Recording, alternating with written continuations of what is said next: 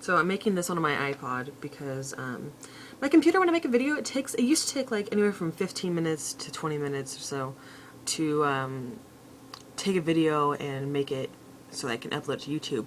But earlier I made like a video that was only like 6 minutes long, and it took 45 minutes to make it so I can, I don't know what it's called, to whatever, make it so I can put it on YouTube.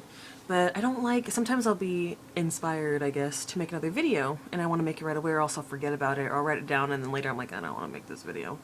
But, anyway, I have a, astral projection salve that that's been brewing for a while, that I was going to strain soon and find a jars for and use for myself.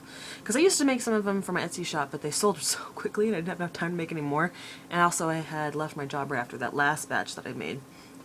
So also I had a problem with it because I sold one to somebody and they turned around, melted it, remelted it down, put some Baneful herbs in there, put it back in the jar and resold it on their new Etsy store. So I've learned not to really, I don't know, I don't like working with certain things. Like I don't want to sell them on my Etsy site, but I'll make them for myself or for people that I know and trust. Like I collected foxglove by hand, and I put it in a vial and I sealed that vial because I didn't want anybody to open it and use the herb. I wanted it so that you can kind of get the magical properties out of it from the vial itself, like putting it on your altar or something. Because even just handling the herb a little bit, I inhaled a tiny bit of it and it made me very sick. Not like vomiting or anything, but I had nightmares that night. I felt kind of woozy, like almost in a daze, like I was high or something. And but one thing I want to talk about, a lot of people will work with Baneful herbs because they're traditional.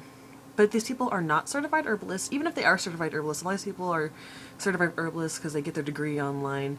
And some of these places, I'm sure not all of them, but some of these places are just like, here, read this book and then you're an herbalist. They don't actually, not all of them. I'm saying some of them that I have heard of from different friends. They don't get to work with these herbs. They don't know every single thing about herbs. They'll just get certified to be able to use certain herbs and also to continue their education with different things.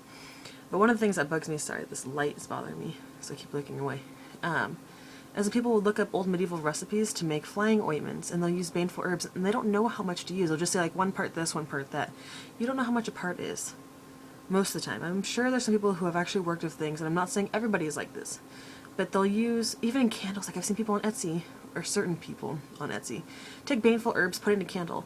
So somebody's going to take that candle home and burn it, possibly around children and dogs, or children, animals, and themselves, and it could be potentially harmful because the heat from the wax and also possibly the flame from the wick could be activating these herbs and putting different harmful things in the air that you're going to be inhaling. One of the main herbs I think of when I think of Baneful herbs is Belladonna, also known as deadly nightshade. It has a bunch of other different names, but I won't go into that. It's highly toxic. Like every single part of it is toxic. And it was used medicinally at one point as a sedative, but you use a little too much, you're a goner. You're sedated for life, okay? So I wouldn't recommend you using it. And I see a lot of people online, not a lot of people, but every once in a while I'll see someone going, oh my god, I found seeds in an online catalog. I'm going to order myself some Daily Nightshade and grow it. Why? You don't have to use these herbs to make yourself a witch. You don't have to use, like, I feel like most of the time these people are doing it to be cool. Like, I grow Daily Nightshade. Ooh, I use Daily Nightshade in mine. I'm a badass. Like, no, you're not. You're actually pretty stupid for using an herb that you don't fully know, that you may think you know because you read an article on it that you found on Google, right? It bothers me to see these people use Baneful herbs, but then they don't even understand them. Like, I don't use any, I try to use all herbs that if ingested, the worst thing you're going to happen to you is you might get a stomach ache. But most of the herbs I try to use, herbs that you're going to find in tea in your kitchen and whatnot, because a lot of these herbs that the things that I'm trying to make, like when I'm trying to get a point across or something, like making oil for love or something, I don't have to go out of my way to find some really poisonous herb. How could the poisonous herb isn't going to work any better than the regular herb?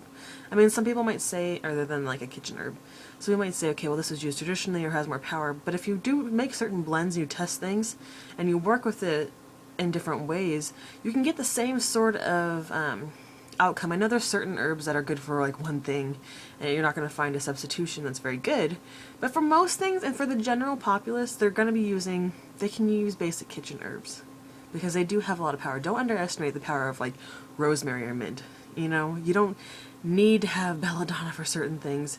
If I'm going to make a flying salve, I usually will put a little bit of mugwort and wormwood as like little tiny bits of it, not too much, because even those can have potential harm to different people. And if I do use more than what I usually use, then I will put warnings and everything.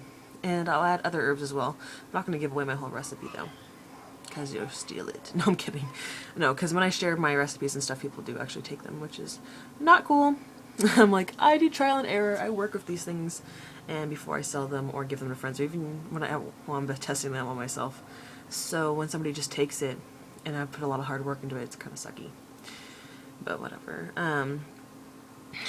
So, Belladonna, back to that. I don't know too much about it actually, because I never wanted to work with it. So I just know that it's a traditional herb, and that you can put in flying salves, and that was used as sedative. It was also something about when somebody dies, like at their funeral or something, you can asperge the whole area using Belladonna. But even that, you're handling it and you're dipping it in water, you're activating it in a certain way, and I don't know. I would never actually use it. Maybe if I get maybe when I'm older and I'm gonna die in a year or two, I'll be like, hey, it's time to test some Belladonna. I've always wanted to try that, you know. But not anytime soon, because I don't feel like getting sick. I don't feel like getting hospitalized. I don't feel like dying at 23. So, yeah, thank you for watching my little rant, and have a good day.